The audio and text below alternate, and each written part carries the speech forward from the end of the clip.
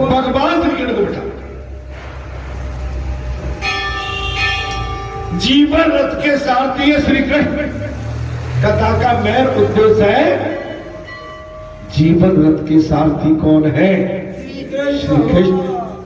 जैसे महाभारत में महाराज अर्जुन के रथ पर स्वयं सारथी बन के बैठ गए और अर्जुन का रथ आता, जो अपने जीवन का रथ भगवान को सौंप देता है उसकी कभी महाराज हार नहीं होती, गाड़ी कभी पलटती, सुगम सरल आसान हो जाती है। इस जीवन रथ के अस्त्र हैं हमारी इंद्रियां, ये घोड़े हैं। इंद्रियां क्या है? घोड़े। प्रभु से प्रार्थना करो, हे नाथ मैं आपकी शरण में हूं। प्रभु से प्रार्थना करो, बोले हे नाथ मैं आपकी शरण में। जिस प्रकार आपने अर्जुन के रथ का संचालन किया, जिस प्रकार आपने अर्जुन के रथ का संचालन किया था, ठीक उसी प्रकार आप मेरे जीवन रथ के सारथी बने और सन्मार्ग पर ले जाए, अच्छे मार्ग। ये बात तमाम ये कथाएं, ये वेद, ये साध, ये सत्संग, ये महमंडल महात्माओं का त्याग वैराग, ये हमको सद्मार्ग सिखाता है, धर्म के मार्ग पर चलने के लिए प्रेरित करता है। जिसके शरीर का संचालन प्रभु के हाथ में नहीं है, जिसके शरीर का संचालन प्रभु के हाथ में नहीं, गहराई से सुनिए इस बात, जिसके शरीर का संचालन प्रभु के हाथों में नहीं, उसका संचालन मन करता है। उसका संचालन कौन करता है? बोले मन करता है। और मन एक ऐसा साथी है जो जीवन रथ के पतन के गर्त में गिरा था। मन आपका ऐसा जीवन सारथी है, ये मन आपको संसार के गड्ढे में कहीं ले जाके पट। इसलिए मन के चले न चालिए, पलक पलक मन के चलने में चलोगे आपका हमारा पतन हो जाएगा। इससे बचना चाहिए, उसका संचालन मन है जो जीवन के पतन में गर्त में गिरा देगा। जब तुम्हारी गाड़ी परमात्मा के हाथ में नहीं है तो इंद्रिया रूपी अशुभ उससे पतन के गड्ढे में डाल देंगे। कुछ लोग मानते हैं कि आज छुट्टी है, कुछ लोग ये तो मान लेते हैं बोले आज छुट्टी, बस सारा दिन अच्छा खाएंगे। आज छुट्टी है, सारे दिन घर में रह के अच्छा बच्चा खाते रहे, पिएंगे और सोएंगे। लेकिन वो तो कुकर्म की बातें हो गई, ये अच्छी बातें नहीं है, कुकर्म की बात है। ऐसा कभी नहीं किया जाए। रविवार तो वीर होने का बार, रविवार क्या है? वीरवार। रविवार वीर होने का बार और साधना होना चाहिए। लेकिन उस दिन लोग विभिन्न प्रकार के आयोजन, प्रयोजन, भोजन, तामसी भोजन, और भी चले जाओ तो कई पार्टियां करते हैं, और चले जाओ तो कोई माने कुछ भी करने को तैयार। लेकिन हमारे लिए हर दिन भगवान का है, ईश्वर का है। ऐसा कोई पल, ऐसा कोई क्षण, ऐसा कोई दिन नहीं है जो भगवान का न हो। हमें हर पल में वो कौन सी जगह खाली है जब भगवान ने सती कपड़ जाने सो स्वामी समदर्शी सर्वतंत्र आमी। अरे सुवृंद जाए बैठे अज्ञाना सोई सर्वव्यापी। सती ने भगवान की परीक्षा लेने के लिए सीता का रूप धारण करके आगे खड़ी हो गई। महाराज अब सती का महाराज मोह भंग करने के लिए भगवान जहां चितवऊ ता प्रभु आसीना, जहां चितवई ता प्रभु आसीना, से भई सिद्ध मुनिस प्रवीणा। फिर चितवा पाछे प्रभु देखा, सहित मनुष्य सुंदर। भगवान अंतर्यामी, ऐसी कौन सी जगह नहीं है जहां भगवान नहीं। रविवार के दिन तेल मिर्च चटनी आदि खाने के बदले दूध चावल खाओ। रविवार के दिन चटपटी पूरी पराठा खाने के बदले दूध भात खाओ। सारा सप्ताह बहुत कुछ खाया, सो छुट्टी के दिन सात्विक आहार किया। चावल भात, चावल हल्का भोजन, हल्का भोजन। और दिन भर जप वाला फिराओ फिरी जाए। रविवार के दिन ब्रह्मचर्य का फल, रविवार के दिन ब्रह्मचर्य का फल।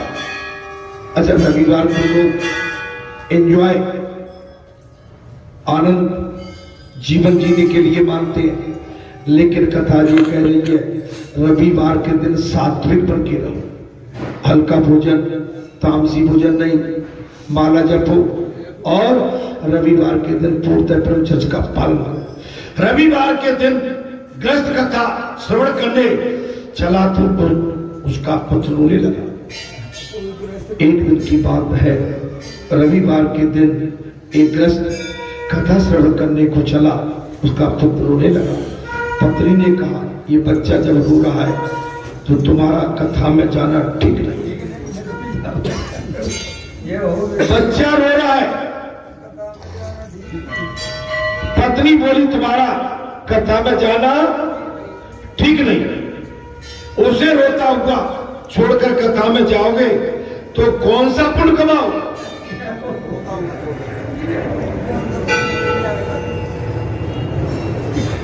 अगर अपने बच्चे को रोता हुआ छोड़ के कथा में जाओगे तो कौन सा पुण्य कमाओ। तो उस गृहस्थ ने सोचा, मैंने सुना है कि किसी के दिल को व्यथित करना अच्छा नहीं है, यदि मैं कथा में जाऊंगा तो मेरी पत्नी को दुख होगा।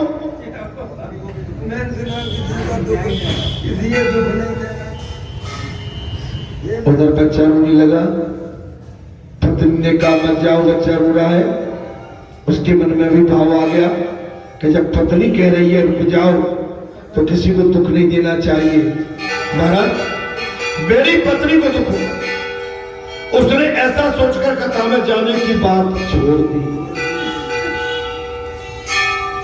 कथा का प्रसंग है, उसने ऐसा जानकर कथा में जाना छोड़ दिया। अच्छा होता अगर वे सब घर में ही रहकर विष्णु सहस्त्र नाम का पाठ करते। चलिए, अगर कथा में नहीं जा रहे हो तो घर में रह के भगवान का कीर्तन संकीर्तन करो। किंतु उन्हें याद आया कि अमुक फिल्म का ये अंतिम सप्ताह है। देखिए, बच्चा रोया, पत्नी ने नोच दिया बच्चे को। क्या कर दिया? क्योंकि पत्नी को सिनेमा जाना था। मेरे बाबा, जय हो, जय हो। माताओं की बड़ी अकल होती है। उस पत्नी ने क्या किया, बच्चे को नोच दिया। बोलिए कथा सुनने जाएंगे, आज अमुक पिक्चर लगी हुई है और पिक्चर निकल जाएगी एक सप्ताह में, हम सिनेमा नहीं देख पाएंगे। महाराज, अंतिम सप्ताह है, कथा तो रोज रोज होती है रहेगी, किंतु ये फिल्म चली जाएगी और वे सब कथा में जाने के बदले फिल्म में जाएंगे। आप समझ लो बात। उस पत्नी ने क्या किया, बच्चा रो नहीं रहा था, उसने उसको छोड़ दिया। फिल्म में जाना, माता तुम्हारे लिए नहीं कह रहे हो, और कोई हो।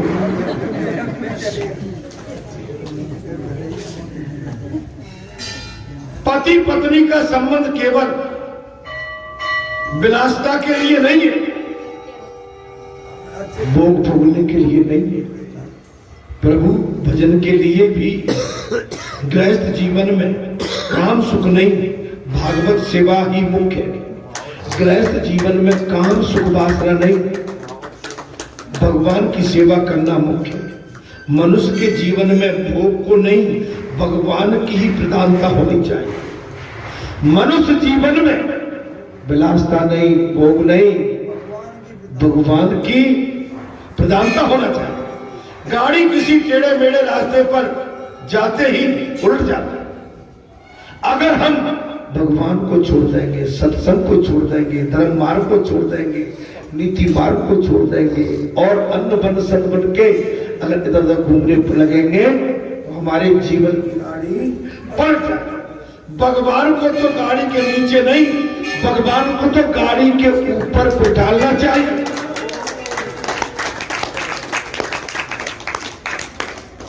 भगवान को गाड़ी के नीचे नहीं, ऊपर बिठाना चाहिए।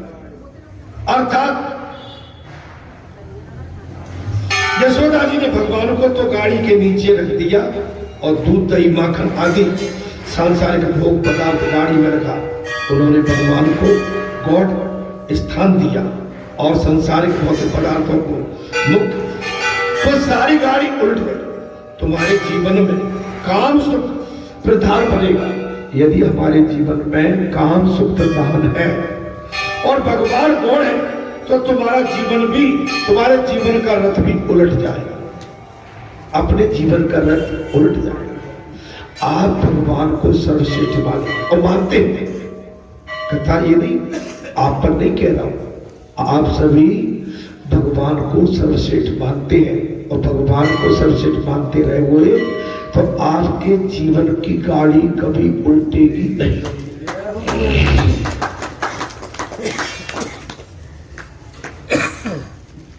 भगवान को गाड़ी के नीचे रखोगे तो संकट आ जाएगा, सकता सवार हो जाएगा। काम लोग आदि तो सकता सुने, सकता सुन कौन है? काम क्रोध भोग विलासता, ये सकता सुने। दूध दही माखन आदि भोग पदार्थ के प्रतीक है। दूध दही माखन आदि भोग पदार्थ के प्रतीक है।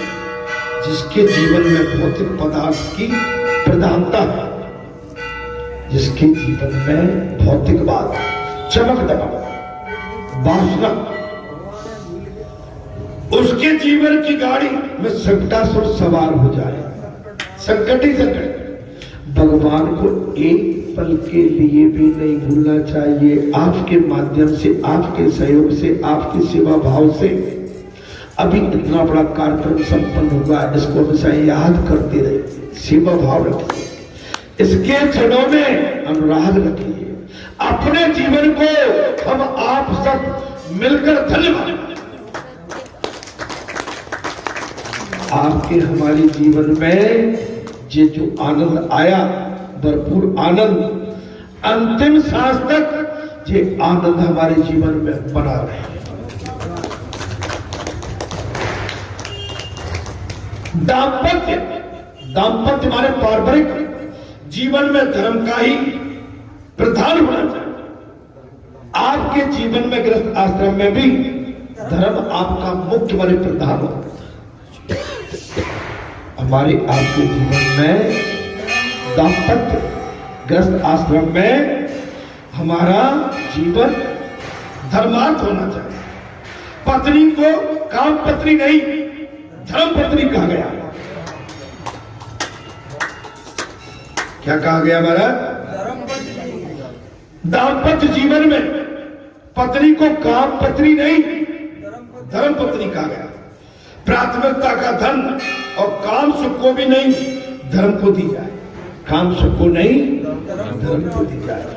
हमने कई बार आपसे कहा है महाराज, कई बार कि पत्नी के साथ आवाज नहीं, पत्नी के साथ आप इस तरह का व्यवहार मत करो 24 घंटे कि जो हमारी धर्म पत्नी है। पत्नी उस समय किसी की माँ भी है, किसी की बेटी भी है, किसी की बहन भी है। 24 घंटे पत्नी को केवल अपनी वासना का शिकार या मान्यता देना, ये माने धर्म के प्रतिकूल है और विरोध में है। पत्नी को एक मां का, ममता का, एक भक्ति का, सम्मान पर पक्ष मिलना चाहिए। पत्नी के साथ में अपना व्यवहार एक दुर्गा स्वरूप, भक्ति स्वरूप और एक शक्ति स्वरूप और ममता स्वरूप होना चाहिए। उसको धिक्कारना, उसको ललकारना, उसकी डांट पाट करना, उससे भगा देना, उसके साथ गलत व्यवहार करना, ये किसी भी वेद में स्वीकार नहीं है।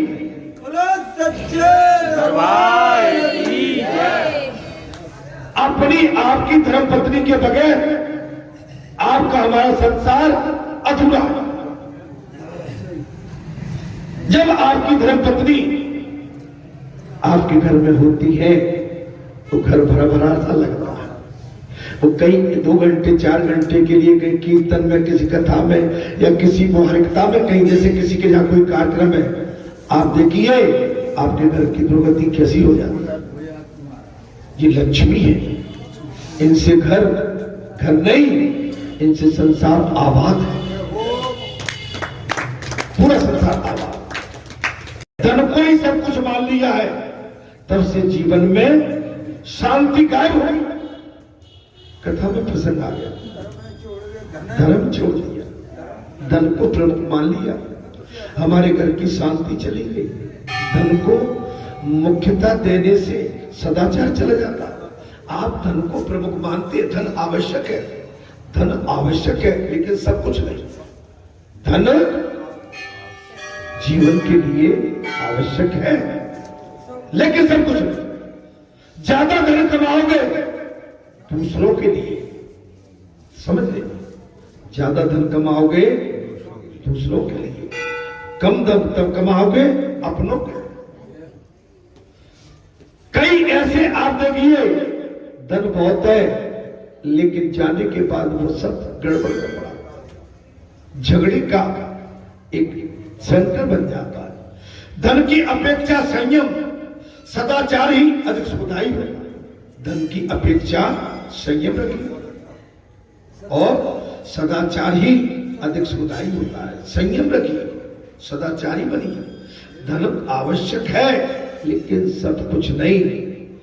धन यदि मर्यादा से बाधित होगा तो शांति आएगी। धन आपका यदि मर्यादा से बाधित होगा तभी शांति आएगी। जीवन के 4 पुरुषार्थ बताए गए, धर्म, अर्थ, काम और मोक्ष। क्या बताए गए हैं? धर्म, अर्थ, काम और मोक्ष। इनके क्रम में से भी एक विशिष्ट है तारतम्य, धर्म और मोक्ष के बीच में है अर्थ और काम। अर्थ और काम की प्राप्ति धर्म और मोक्ष की मर्यादा में रहकर ही की जाए। आपको धन दिया है तो, लेकिन महाराज सब कुछ दिया है, लेकिन मर्यादा नहीं। अगर आप मर्यादा धन पाके आप बड़े माने, बड़े नहीं हो सकते। कोई धन से बड़ा होता तो रावण से बड़ा कोई संसार में था ही नहीं। लेकिन जहां रावण के दिया, माने धर्म से बड़ा कुछ है ही नहीं। अर्थ और काम गौण है, ये क्या है इनकी कोई व्याख्या नहीं है। छोटे हैं, इनका कोई विशेष स्थान नहीं है। धर्म और मोक्ष, धर्म और मोक्ष ये प्रधान। धर्म और मोक्ष ये क्या है महाराज? ये प्रधान। धर्म एवं मोक्ष ये प्रधान है। जीवन में लौकिक सुखों का प्राधान्य हो जाए तो सच्चा सुख सवार हो जाए। इसलिए जीवन में अगर लौकिक सुख आया तो संकट ही संकट आया।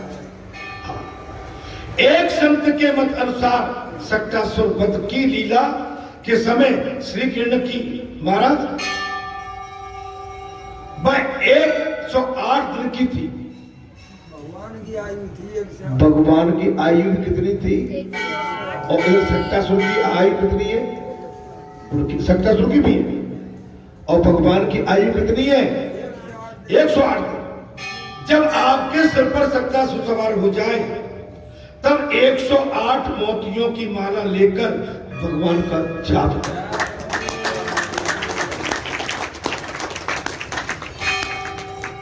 जब कोई गड़बड़ हो जाए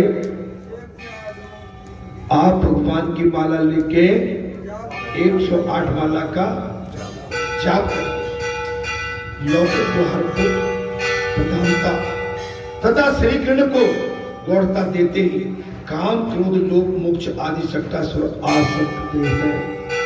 अगर आपने काम को और संसार को अपनी प्रधानता दी विलासता में तो आपके अंदर शक्तासुर आ जाएगा। जीवन में श्री कृष्ण को प्रधान देने से शक्तासुर का भय निर्मल हो जाएगा। फिर संकट नहीं आएगा। शक्तासुर का मतलब है संकट। संकट से बचना है तो भगवान का भजन करते हैं।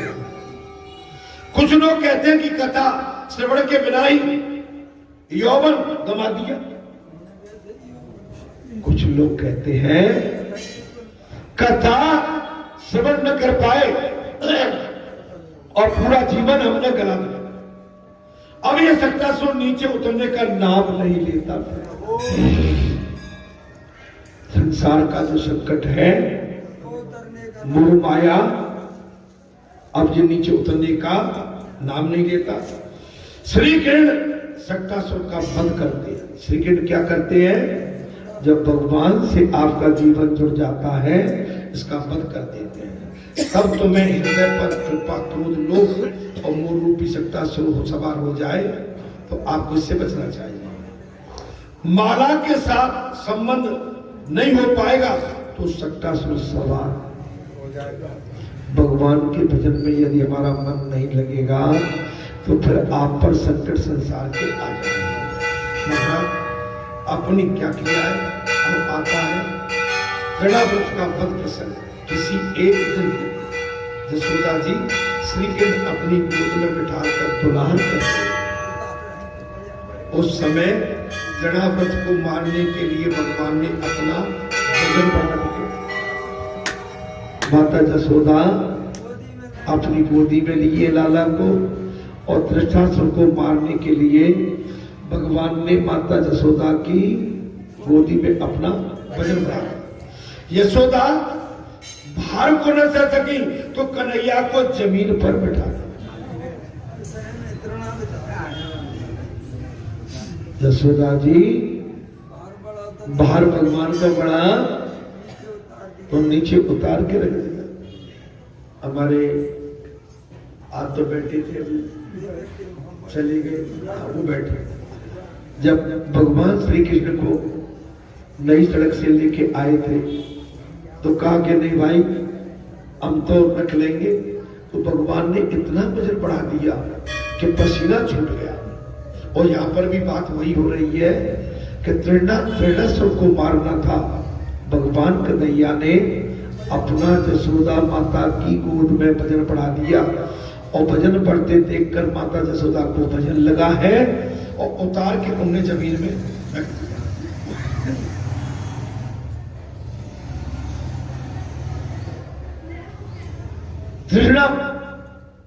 तृष्णाव्रत बवंडर का रूप लेकर आ गया। आंधी का बवंडर का रूप लेके आ गया और श्री कृष्ण का हरण करके आकाश में उड़ने चला। भगवान ने अपना वजन बढ़ा दिया और उन्होंने तृष्णाव्रत को पकड़कर तृष्णाव्रत के प्राण पखेरु उड़ा दिए। महाराज रजोगुण का चक्कर ही तृष्णाव्रत है।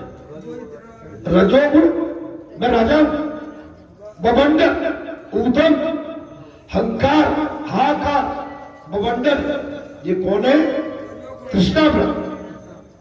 काम और क्रोध रजोगुण के पुत्र है। रजोगुण मन में आया नहीं कि मन चंचल हो जाए। रजोगुण मन में आया नहीं कि मन हमारा चंचल हुआ नहीं। तृष्णावर्ती आदि मन में आते ही वो चंचल हो जाती। बुद्धि जब ईश्वर से विमुख हो जाती है, तब तृष्णाव्रत रजोगुण में आ जाती है। कई महर्षि की बात आ गई। यशोदा की आंखों में धूल जा घुसी जब सांसारिक सौंदर्य का निहारने से सुख मिलने लगे, तब मान लेना कि आंखों में तृष्णाव्रत आ बैठा है।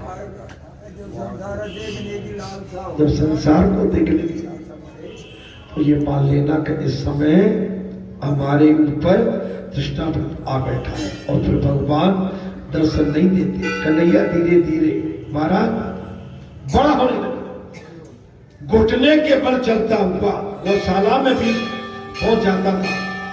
सभी गाय भी उन्हें पहचाने लगे। कन्हैया अब बड़े हो गए, घुटने चलने लगे और घुटने चलते चलते कन्हैया गौशाला में पहुंचे।